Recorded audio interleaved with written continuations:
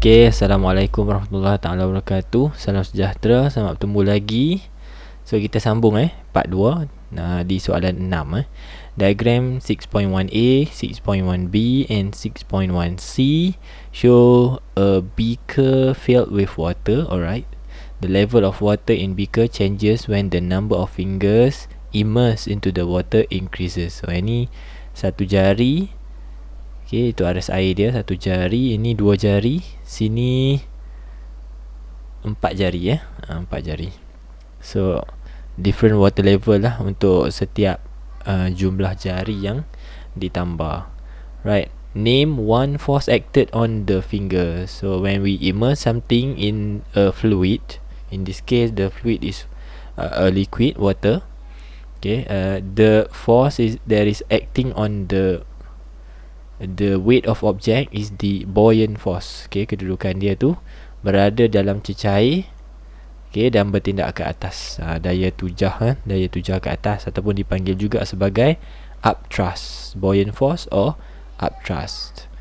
Okay, B1 kita nak start compare the number of fingers immersed into the water. So yang ni kita akan compare hanya untuk dua rajah ini iaitu 6.1b dan 6.1c. Kita tengok soalan jangan pula awak pergi compare yang A sebab dia tak minta pun. So buka mata luas-luas, baca soalan dengan cermat. So compare number of finger immersed, sudah pastilah dalam B lebih kecil daripada C lah. Okay, so number of fingers in 6.1b is less than 6.1c. Right. Next, bandingkan beza paras air X dan Y. Water level difference for X and Y. Kita tengok apa beza dia. So X dan Y ada kat sini. This is X, this is Y.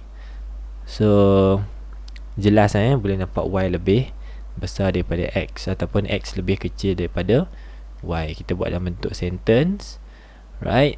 Nombor 3 Roman, compare the volume of water displaced. So daripada rajah kita dapati bahawa B lebih sikit water displaced dia berbanding dengan C. So you are allowed to use awak dibenarkan guna tanda inequality ni. Okay, selagi mana difahami lah kalau nak buat less than, greater than pun boleh. Okay, tapi sekadar dalam pengetahuan saya, kita boleh pakai tanda inequality lah, lebih besar, lebih kecil, sama dengan.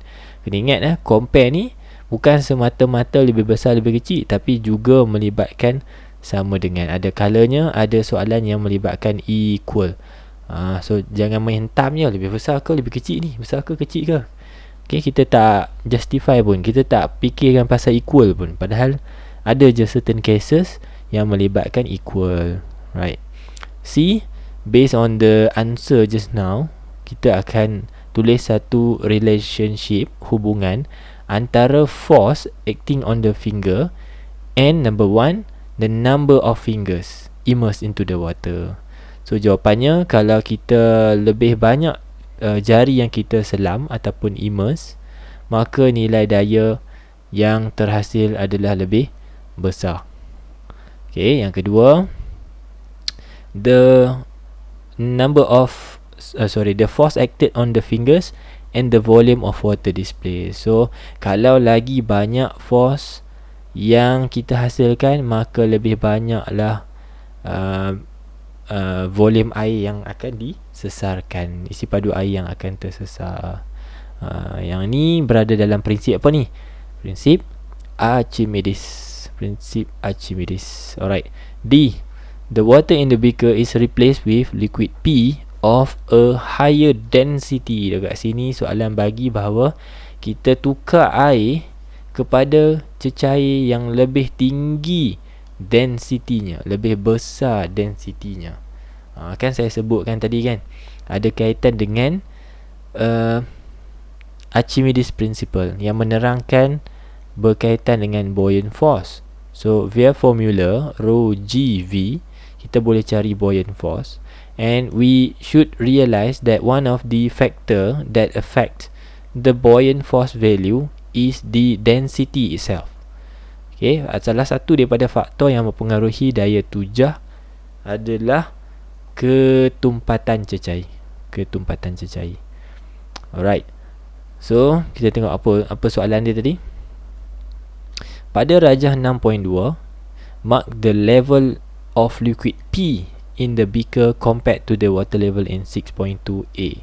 Right, kita dekat rajah ni kita kena label aras air aras liquid P apabila jumlah jari yang sama kita masukkan. Yang ni satu jari kan, kita masukkan satu jari juga, cuma kita ubah nilai density cecair. Bukan kita guna air lagi, kita sedang menggunakan cecair P yang ketumpatannya lebih tinggi dari air. Baik, dalam kes ni kita sebenarnya sedang deal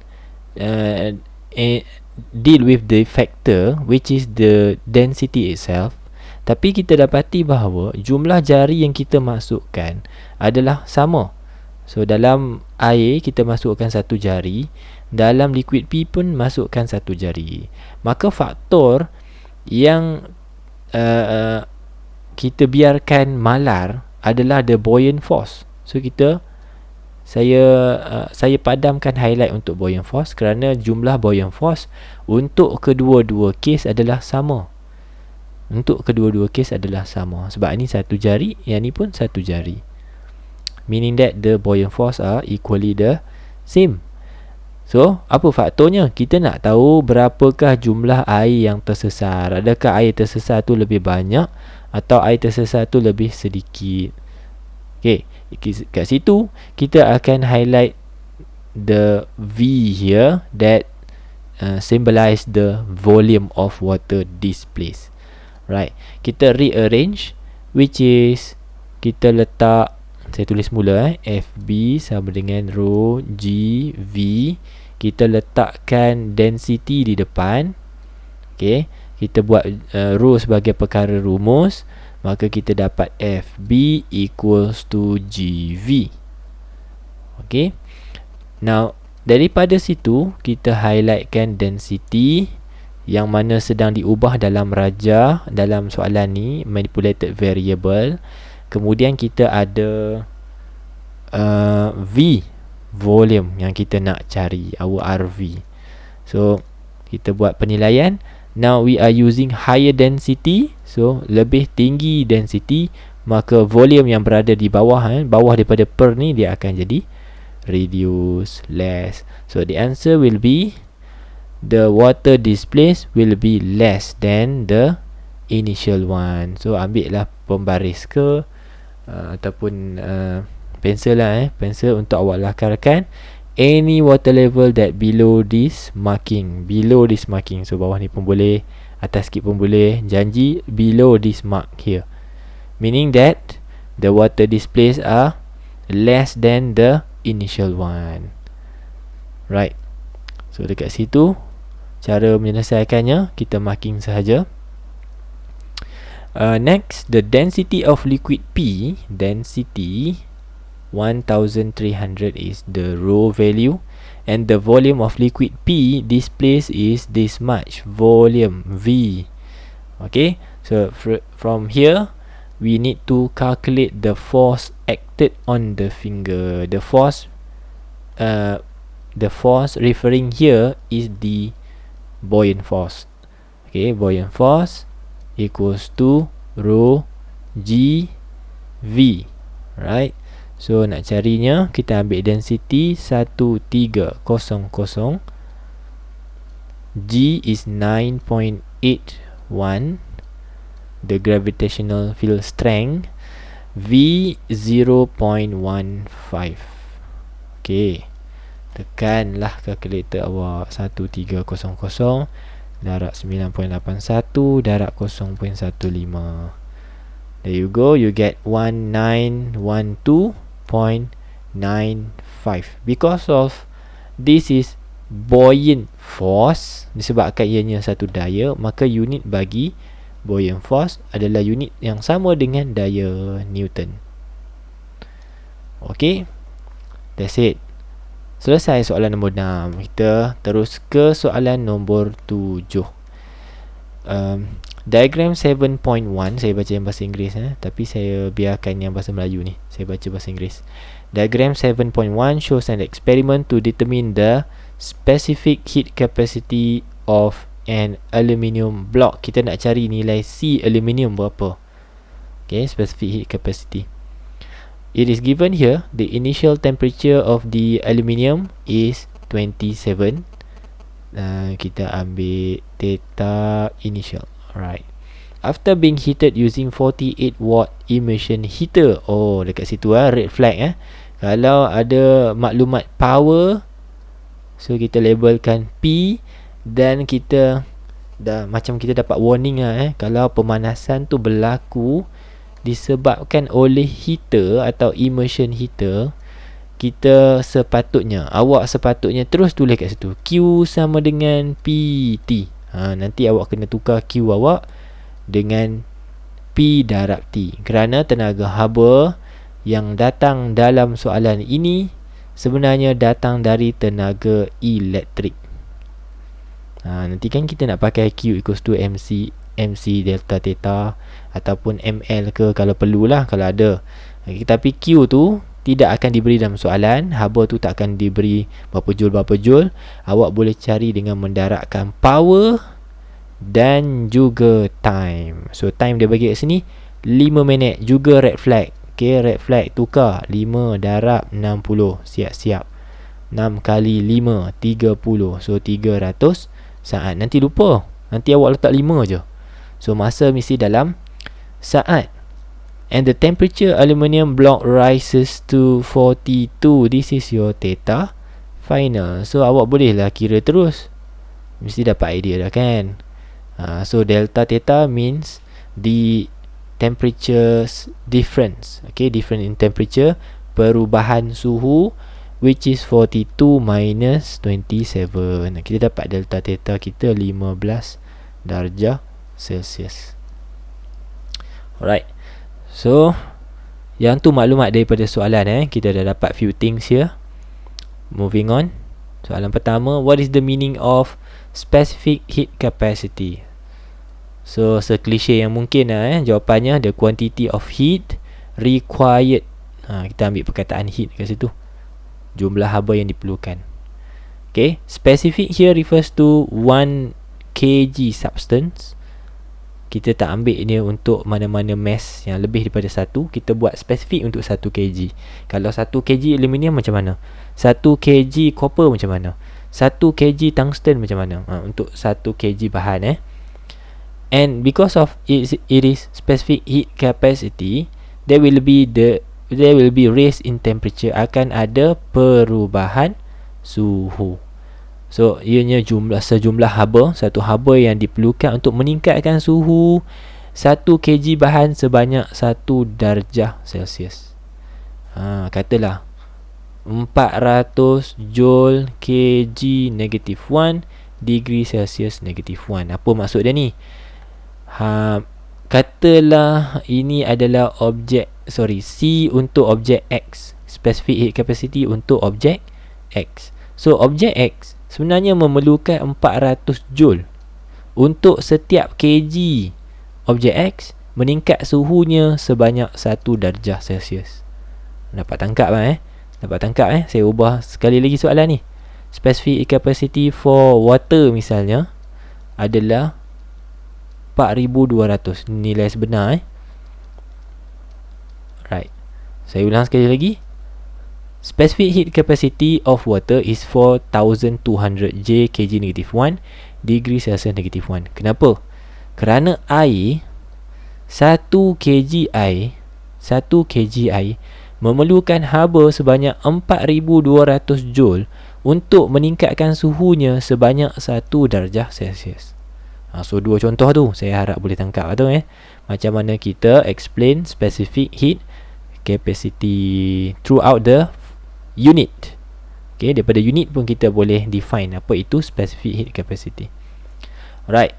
So B, tanpa membuang masa, calculate the specific heat capacity for the aluminium block. So kita pakai Q sama dengan MC delta theta. Ada soalan, ada buku yang pakai theta sahaja. So theta tu kena ingat Sebenarnya theta tu mewakili suhu lah kalau awak tak tahu kan. Saya lebih selesa guna delta theta. Delta di situ merujuk kepada perubahan. Delta ni saya suka pakai simbol ni yang merujuk kepada change of. So bila kita letak theta, change of temperature, perubahan suhu. Kalau kita letak theta je dan kita faham theta tu sebagai suhu, nanti kita nak ambil yang mana? Kita nak ambil yang mana? 27 ke 42? Sedangkan ada 2 kan. So, sebenarnya perubahan suhu delta theta 15. Right, ganti. Daripada sini kita nak cari nilai C kan. Saya padamkan balik highlight tu sebab bukan sebenarnya tadi saya nak cerita pasal delta theta kan. So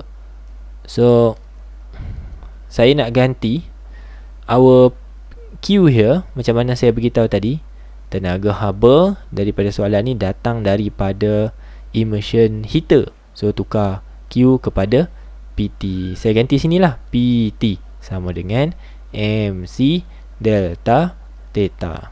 Alright, jom buat gantian. Power tadi berapa banyak power? Power 48 kurungan time tadi 300. Saya ingat lagi. The mass of aluminium block, tengok GC ni berapa? 1 kg Am I right? Betul So tengok dalam rajah ni, the mass is given here. Okay, dalam rajah tu buka mata luas-luas tengok. Okay, 1 kg. Then kita ganti 1 sini. Alright, kemudian C yang kita nak cari, and also perubahan suhu tadi 15 darjah Celsius. Alright, gantian dah selesai. Awak akan dapat sini 1 lah sebab awak menggantikan dengan betul ke dalam formula. Alright, C macam mana tu? So kita ambil 48 darab dengan 300 bahagi dengan 15, dapatlah 960. So J kg negatif 1, degree Celsius negatif 1. Kalau tak ingat formula, tak ingat unitnya, awak susunlah satu-satu. Susun satu-satu Boleh ke saya nak tunjuk? Panjang pula video ni kan. Perlu ke saya tunjuk? Okay, so C actually, kalau kita letak C di depan, dia jadi PT bahagi dengan PT bahagi dengan M delta theta. PT ni sebenarnya Q kan. So M delta theta. Alright, kita ambil unit untuk Q apa? Joule. Okay, unit untuk mass apa? kg. Tapi sebab kg ni duduk di bawah, kita bawa naik atas, dia jadi kg negatif 1. Delta theta ni apa? Perubahan suhu, dia degree Celsius. Tapi bila kita bawa naik atas ni kan per kan. Kita bawa naik atas, dia jadi degree Celsius negatif 1. Hati-hati degree dengan negatif 1 ni jangan awak dekatkan sangat. Nanti dia ingat negatif 10. So mesti ada space sikit ada ruang sikit, jarak sikit. Right, C. What is the purpose of wrapping the aluminium block with tissue paper and lined with polystyrene sheet? Okay, kita tengok kat mana tu. Sebenarnya di sekeliling aluminium block ni tu ada kita lapikkan kertas tisu. Tak cukup dengan kertas tisu di sekeliling tu, kita juga letak lapisan polystyrene. Kita tak nak bagi blok aluminium kita ni duduk betul-betul di atas meja. Bukan sebab faktor kotor ke apa nanti meja terbakar ke apa. No, it is because to prevent the heat from being released to the environment. Okay, atau dengan lebih jelas lagi, sebenarnya kita nak kira kan berapa banyakkah peningkatan suhu yang berlaku. Kita nak tahu berapa delta theta yang aluminium alami, berapakah peningkatan suhu yang dialami oleh blok aluminium. Kalau kita letak dan kita dedahkan kepada sekeliling, maka haba yang daripada heater sepatutnya yang pergi kepada blok telah pun sedikit sebanyak terbebas ke persekitaran. Kita nak totally haba daripada heater totally pergi ke blok, totally, tak ada pergi tempat lain. In fact, kalau awak letak atas meja, sebenarnya bukan kita nak meja tu tak kotor. Sebenarnya kita tak nak haba tu juga berpindah ke meja. Pindah ke meja. So, kalau ada pemindahan haba ke tempat lain, maka kita tak accurate lah. Kita punya bacaan delta theta itu akan dapat sikit sebab ada suhu yang berpindah ke tempat lain. Okay. So, sekali lagi, kita nak all the heat coming from the heater is directly transferred to the block. Totally to the block. Not to somewhere else. Tidak ke tempat lain. Alright. Itu maksud jawapan ni lah. Tidak untuk mengelakkan daripada haba tersebar ke persekitaran. Right, D. Kita ada satu cup yang diisi dengan aiskrim. So ada double layer kat situ. Ada aiskrim lah kat dalam Right, persoalan dia. Table 1 shows different characteristics of some cups for storing ice cream so that it doesn't melt easily. Ni kehendak soalan Kehendak soalan adalah memilih cawan yang akan menyebabkan aiskrim tu tidak melebur ataupun cair dengan mudah. Tahan lama lah. Sorry. Kita nak yang tahan lama. Alright. So daripada sini ada 3 pilihan. Boleh pause dulu. Okay, kita nak bahan ni daripada plastik ke ataupun daripada styrofoam. Kemudian material between double layered wall kat sini. Layer luar dengan layer dalam ni di tengah-tengah tu kita nak letak apa? Adakah kita isi dengan udara ataupun kita sedut semua udara keluar? Vacuum maksudnya tak ada air particles. No air particle. Okay, kita biarkan dia tidak ada particle. So which one is the best? So the answer for number 1 Roman, bahan of course kita pakai styrofoam because styrofoam good insulator.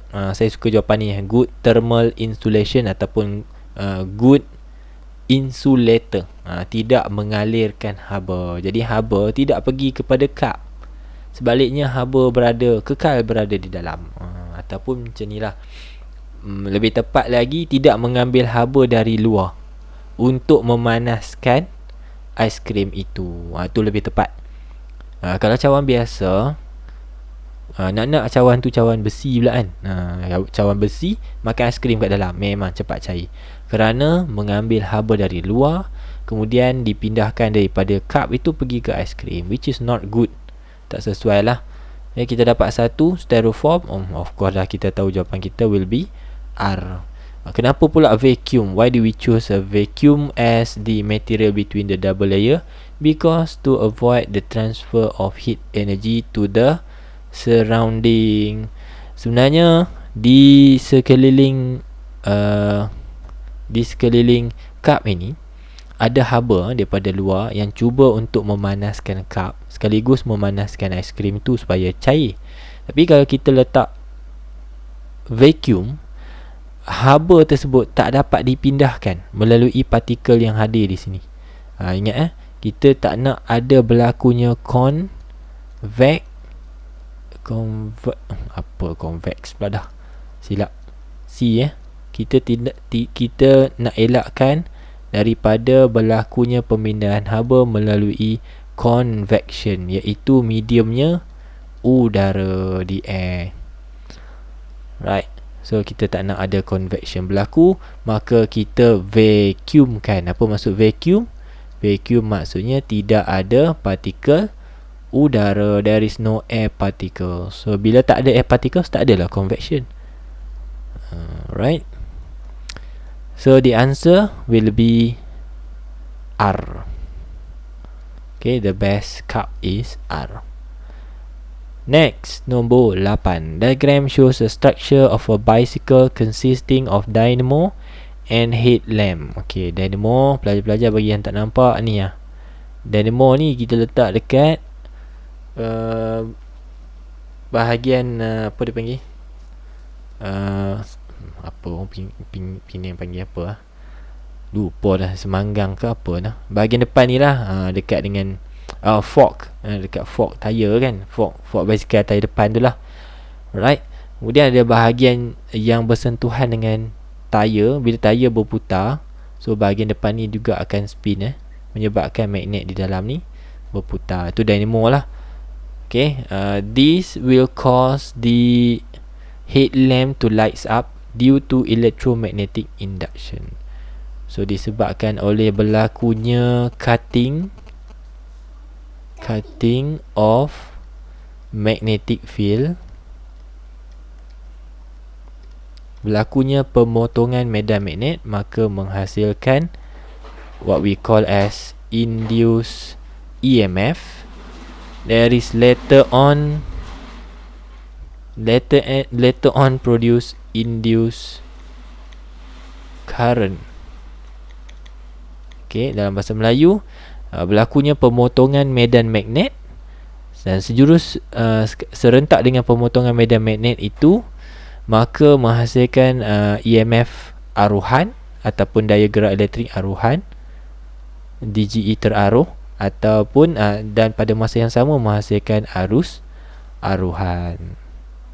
Okey, arus aruhan.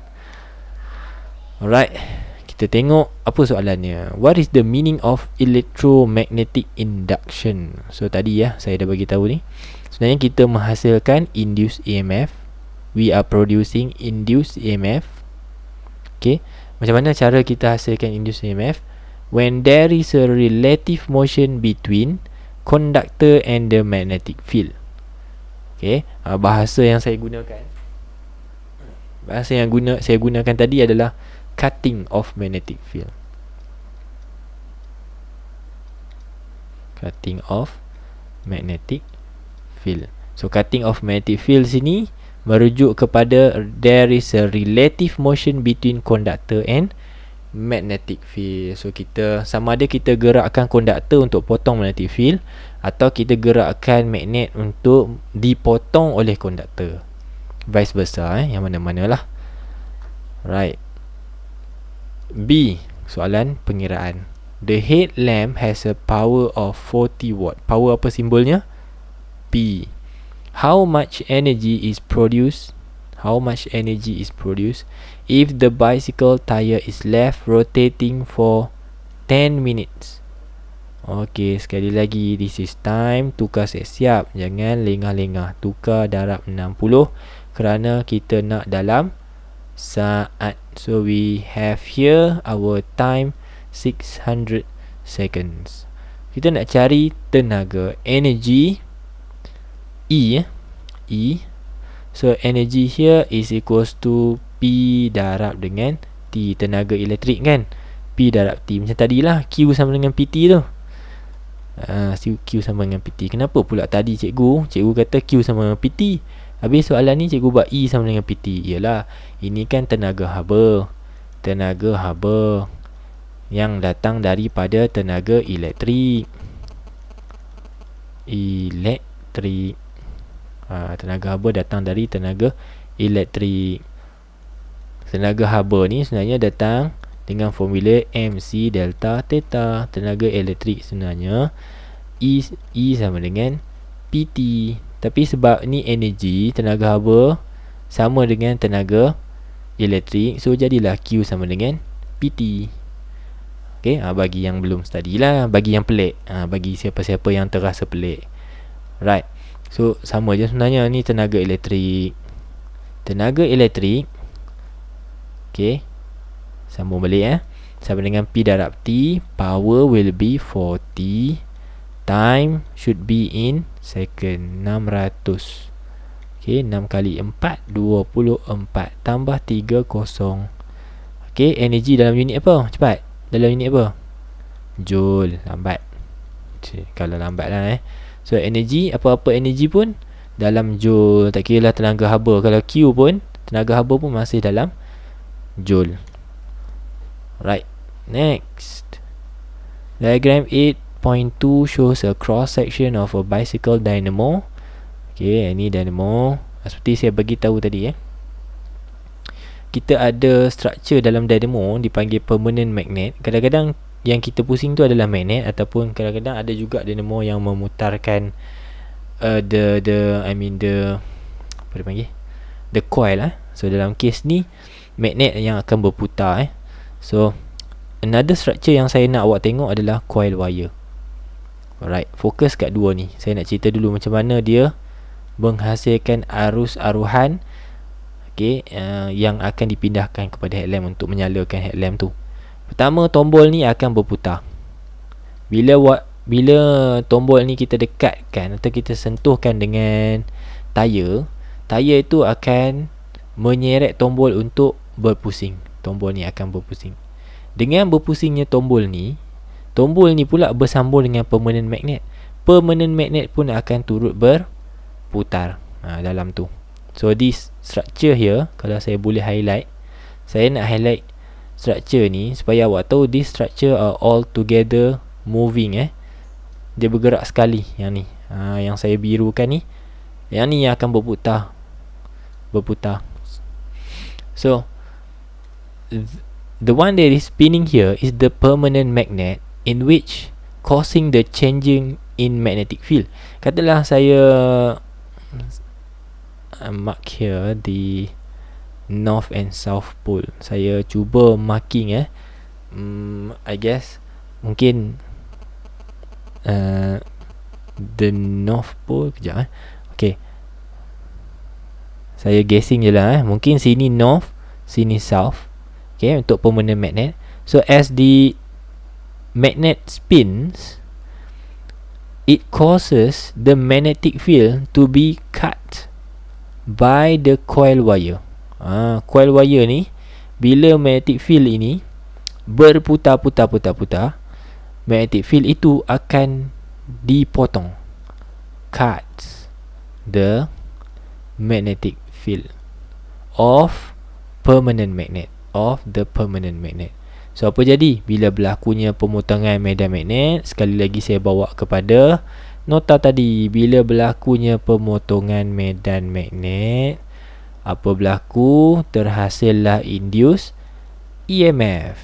Daripada induced EMF, bila elektron dapat tenaga, maka mengalirlah elektron itu, dan pada masa yang sama mengalirlah juga arus pada arah bertentangan. Ini siapa terror elektrik, dia boleh relate dengan laju So that's it.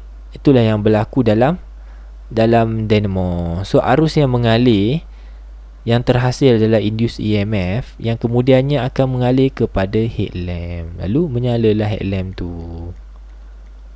Okay, so lagi spin laju, lagi banyaklah cutting of magnetic field. The rate of cutting magnetic field menjadi besar, maka lebih besarlah arus yang akan terhasil.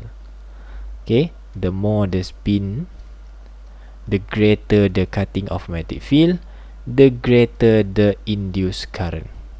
Dalam kes ni awak kena pakai perkataan induced current, because this is no ordinary current. Dia bukan current yang kita pakai bateri.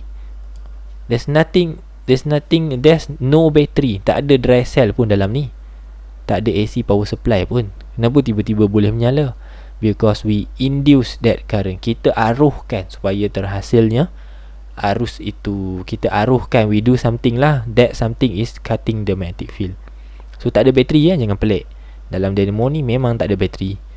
Kalau orang kata, oh lampu kau tak menyala ni, pakai dynamo, lampu tak menyala, pergi tukar dynamo. Mungkin dynamo kau ni dah, bateri dia dah kong. Itu scammer. Itu scammer, insyaAllah scammer. Sebab dynamo tak pakai bateri. Kalau lampu LED, tu bukan scammer lah. Kalau lampu LED, sekarang basikal banyak pakai LED. Tak ada dah pakai dynamo. Sebab apa? Dynamo ni kalau awak bawa pergi racing, awak race pakai RB kan, road bike pakai dynamo, memang awak duduk belakang lah. Kerana menghasilkan geseran pada tayar, which is not good. Bila bergeser dengan tayar, awak je slow lah. Awak memang kena tinggal lah. Okay, orang panjat bukit, saya silap awak turun bukit, awak turun ghostan ke belakang. Okay, ni basikal-basikal cik-bacik ni. Basikal lama-lama dulu ada lah. Sekarang ni hampir pupus lah Okay, right. Apa soalan dia? If the headlamp of the bicycle lights up dimly, ini masalah dia ni. Masalah dia kata lampu tu menyala tapi malap. Okey, manakah ciri-ciri yang perlu awak ubah ataupun yang awak perlu tukar supaya boleh menyala dengan lebih cerah, brighter, menyala lebih cerah. Pertama, in terms of the material, mesti ambil copper kerana copper adalah good conductor, very good conductor. Copper, kenapa dia konduktor yang baik? Kerana nilai rintangannya rendah. Bila rintangan rendah, jumlah arus aruhan atau arus yang boleh mengalir adalah lebih besar. So high induced current. You need to use the word here. Once again, saya highlightkan dan saya ingatkan, dalam kes ni jangan awak lupa letak perkataan induce. Induce. I'm using the word induce several times. Saya guna banyak kali ni, berulang-ulang kali saya tulis induce. My exam, tiba-tiba awak tak letak perkataan tu, sedihnya. Tanpa pengetahuan saya, sebenarnya awak tidak menulis induce itu pada skrip jawapan. Kesian kat saya. Okay. Alright, so induce. Sebab dia tak pakai bateri. Bukan pakai bateri, kita potong magnetic field untuk aruskan arus ini. Okay, 2 Roman.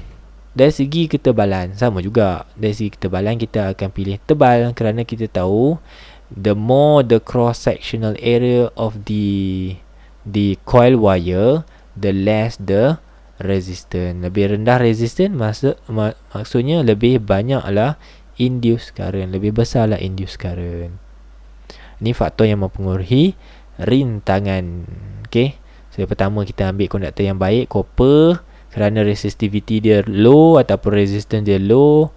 Yang kedua, kita ambil ketebalan yang tebal. Ingatlah kabel elektrik kat luar kan, kabel elektrik tepi jalan tu kan, semua besar-besar dia punya area dia, tebal-tebal semuanya. Mana ada yang kita letak kat kabel elektrik tu tiba-tiba nipis je wayarnya. Tak boleh lah, rintangan tinggi kalau nipis. Right. Yang ketiga, dari segi permukaan tombol. Permukaan tombol ni, in case awak tak boleh bayangkan, saya tunjuk rajah. Ni tombol dia. Tombol awak tengok tak garis-garis kat tombol tu, is to increase the gripness ataupun meningkatkan resistance dia. Okay, so rough surface because to make sure it have high resistance. Dalam kes ni kita nak ada friction. So katalah kita letak something surface dia, kita letak surface yang licin, apa jadi? Bila tayar berpusing, kita kayuh macam nak gila, tapi tombol tu tidak betul-betul tertolak kerana licin, kurangnya rintangan, kurangnya friction, geseran. There's no point lah. Maka pemusingan tombol itu tidak berlaku dengan baik. The less the spin occur, ni saya nak ambil point ni balik. So bila kita ambil yang licin, tombol tu tak berapa nak pusing, less, maka berlaku tak pemotongan medan magnet? Berlaku, tapi sikit lah. Berlaku sikit je pemotongan medan magnet. So bila pemotongan medan magnet jadi sikit, apa berlaku? Induced current juga jadi sikit. Sekali lagi saya guna perkataan induced current. Right. Habislah nombor 8. Selesai kan? Nombor 8. Alright. So kejap saya nak tengok timing. Timing sekarang dah 38 minit. Right. Mungkin boleh kot saya teruskan ke soalan 9. Okay, so kita sambung sikit lagi nombor 9 bahagian B.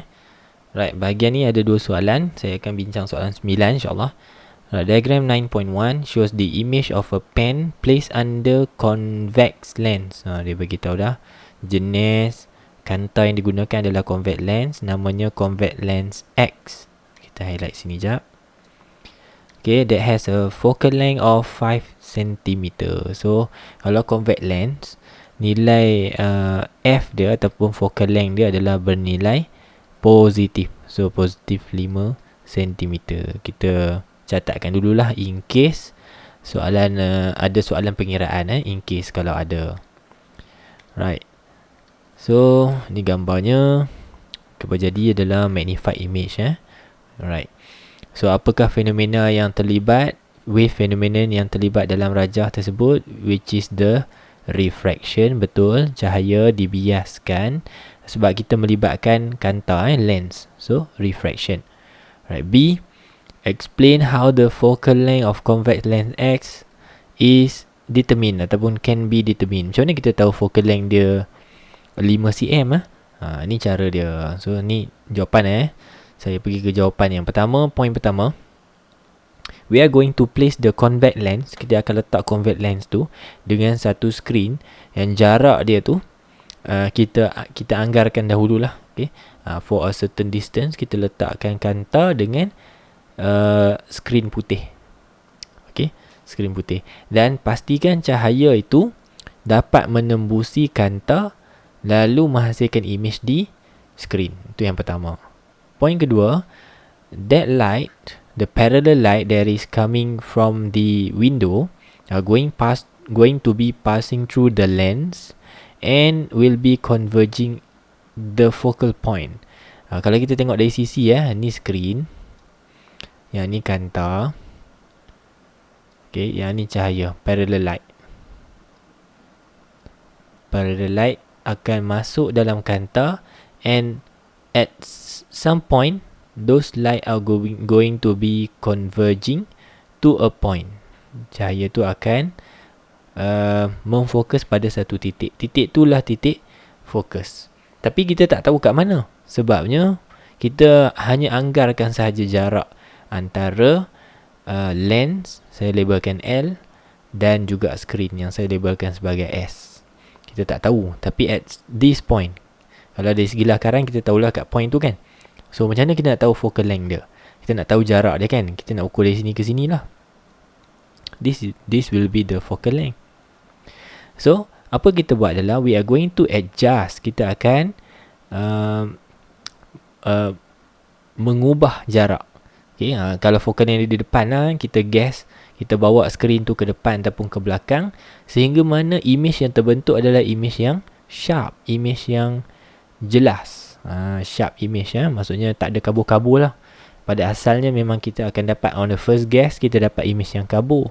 So kita bawa ke depan atau ke belakang sampailah kita dapat image yang sharp.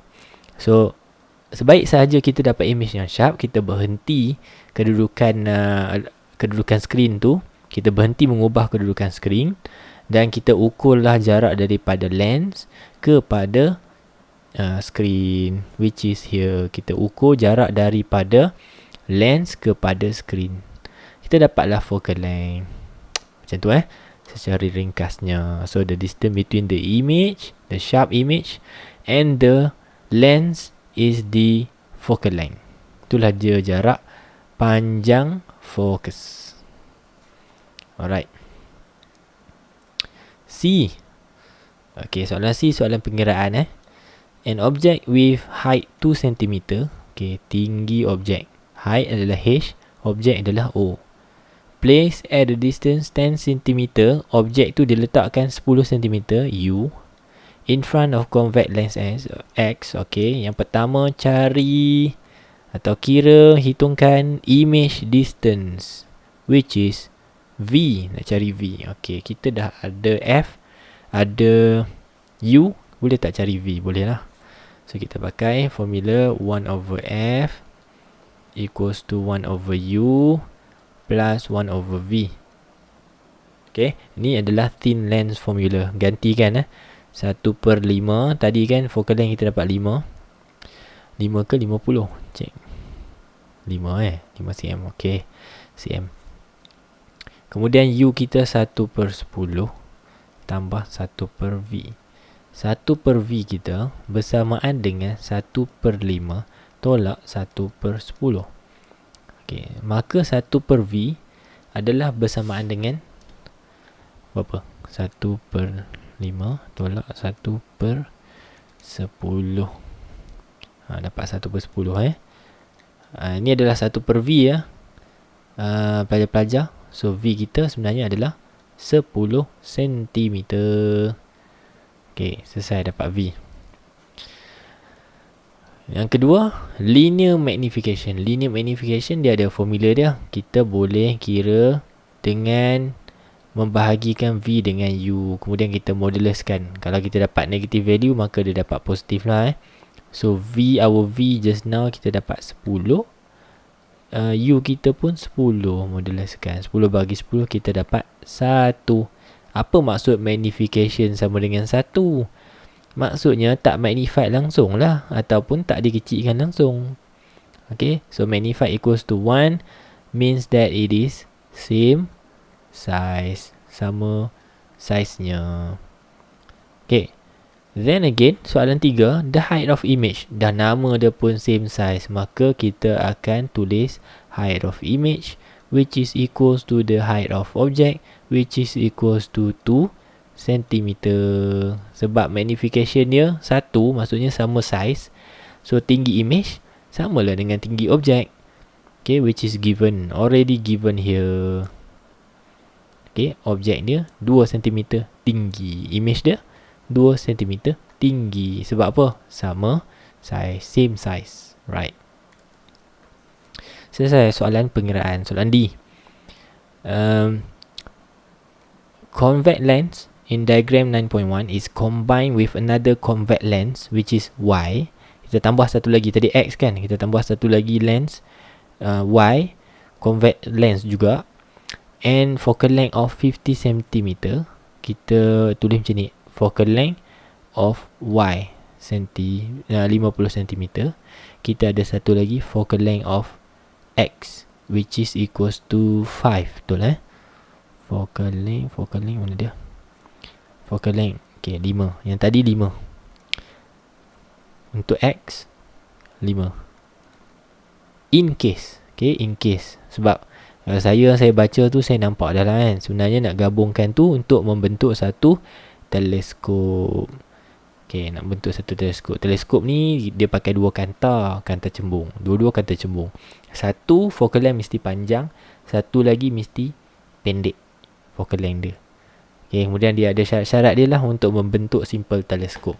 Contohnya macam jarak antara lens ni, berapa panjang dia.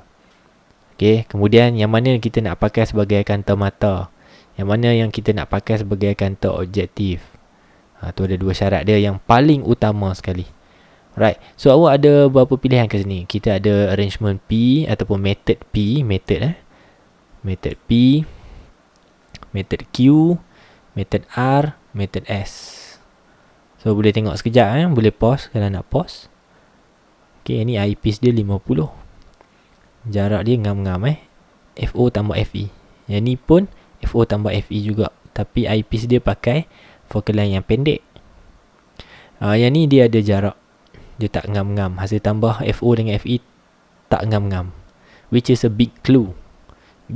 Kita akan pilih yang jaraknya adalah, jarak antara kanta adalah FO tambah FE. Bagi yang study lah, kita tak akan pilih P, kita tak akan pilih S. We down to 2. Cuma kita nak tahu focal length untuk eyepiece nak panjang ke nak pendek.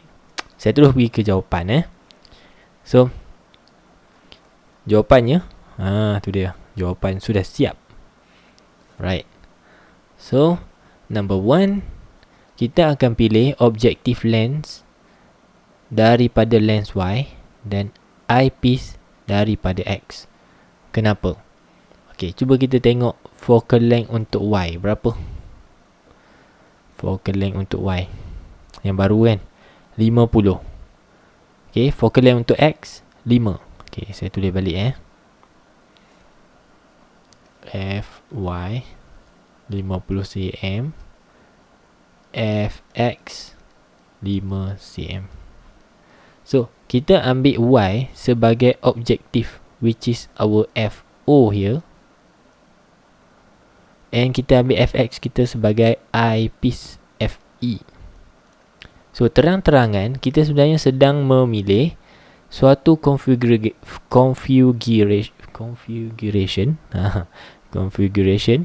which is FO lebih besar daripada FE, which is happens to be number 1 condition for teleskop. Ingat dia, teleskop syarat dia untuk awak buat, pastikan FO lebih besar dari FE. Itu syarat pertama yang memang awak kena hafal. Kenapa? Because we are going to produce we want to produce bigger image. Kita nak image yang kita dapat adalah magnified. Kita boleh juga guna perkataan magnified di sini. Magnified. Otherwise, kita guna teleskop kita tengok objek yang jauh, image kita jadi kecil, which is not good.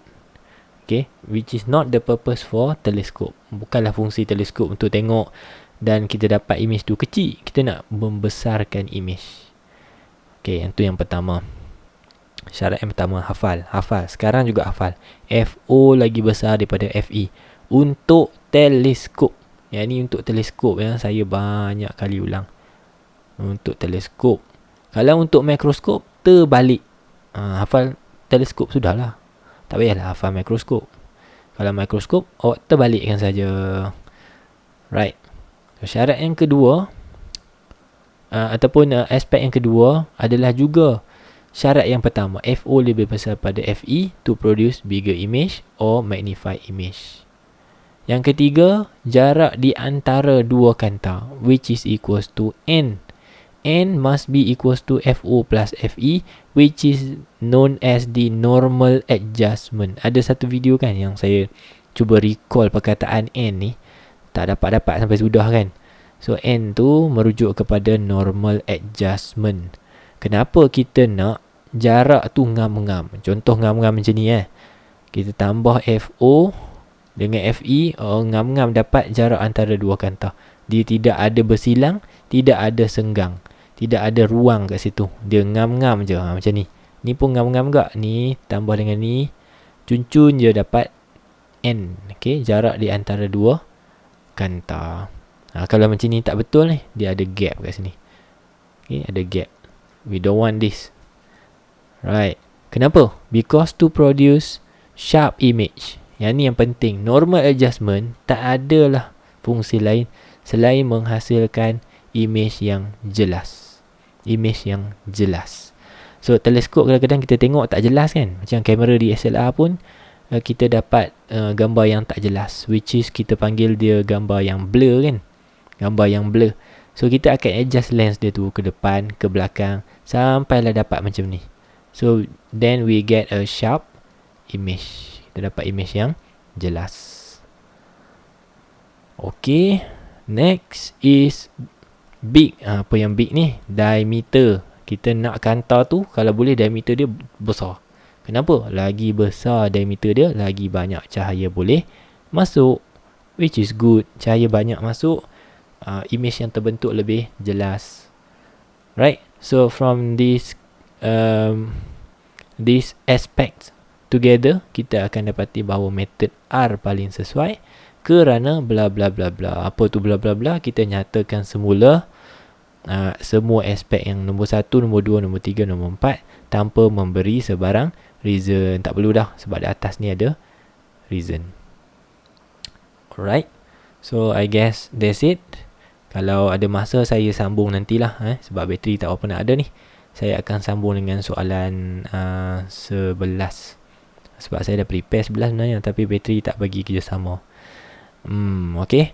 So thank you with that. Kita jumpa lagi insyaAllah dalam bahagian 3 kalau saya nak sambung soalan bahagian C lah. So thank you. Jumpa lagi. Good luck semua. Bye bye. Assalamualaikum.